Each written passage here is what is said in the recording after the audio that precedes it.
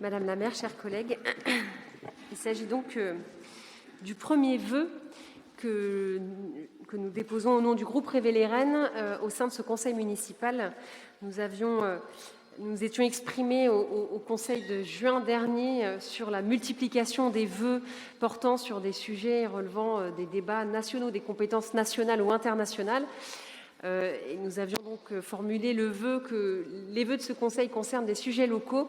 Voici, nous mettons donc en pratique ce souhait donc exprimé précédemment. Et donc, je précise simplement que la démarche qui est la nôtre et qui nous guide dans la proposition de ce vœu, elle est véritablement constructive et ouverte. C'est une main tendue pour un travail de co-construction et une contribution active de notre groupe. Et je l'espérais, des groupes de l'opposition au pluriel, à une forme de rénovation de la démocratie locale et des instances de participation citoyenne de notre ville. Donc la crise sanitaire que traverse notre pays a profondément impacté nos jeunes. Les confinements successifs ont réduit leur vie sociale, empêché leurs projets, perturbé leurs études, freiné leur insertion professionnelle. Certains ont basculé dans la précarité. Pour autant, les jeunes ont montré leur sens des responsabilités. Ils ont su faire preuve d'abnégation afin de préserver la santé de leurs aînés. Nombre d'entre eux ont activement pris part à l'élan de solidarité qui a accompagné les heures les plus sombres de cette crise. Ils ont contribué à faire vivre le lien social en s'engageant pour les autres. Car la jeunesse de notre pays est engagée. À Rennes comme ailleurs, elle s'informe, participe au débat public, mène des initiatives citoyennes, innove et agit. Elle le fait dans des associations, des ONG, des collectifs, des groupes de réflexion, des médias en ligne. Mais elle a, hélas, déserté les urnes. En effet, les dernières élections municipales, départementales et régionales ont subi l'abstention record de la tranche des 18-24 ans.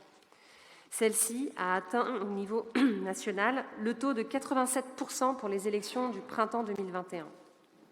L'indifférence, voire la défiance de quelques-uns vis-à-vis de nos institutions, doit nous faire réagir.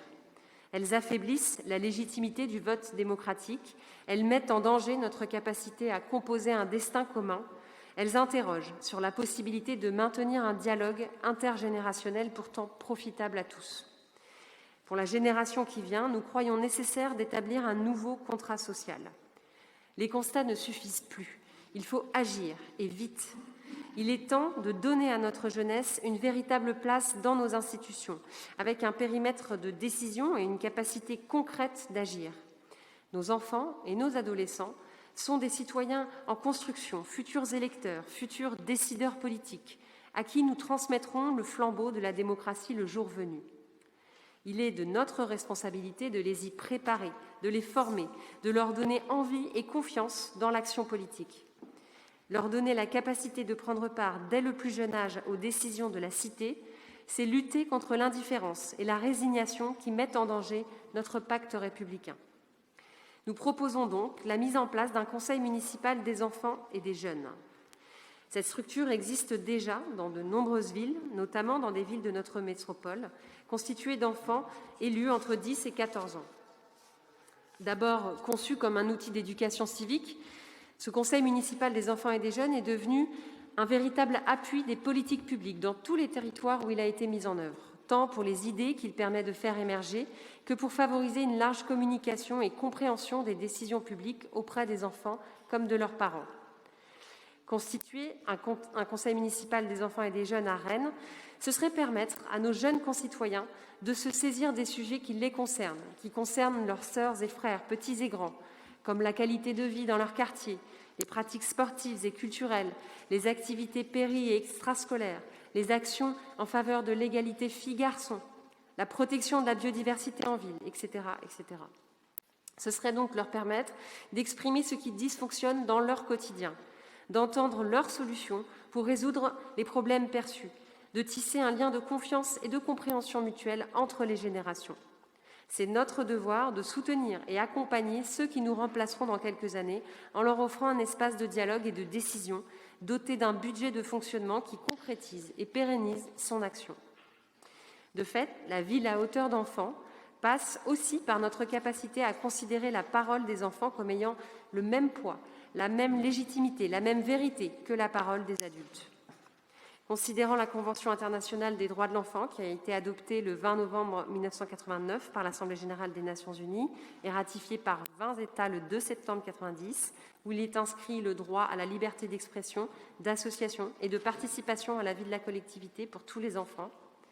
Considérant le titre 3, participation institutionnelle des jeunes à la vie locale et régionale, de la Charte européenne révisée de la participation des jeunes à la vie locale et régionale, qui stipule que les collectivités locales, je cite, et régionales doivent mettre en place des structures ou dispositifs appropriés permettant la participation des jeunes aux décisions et aux débats les concernant.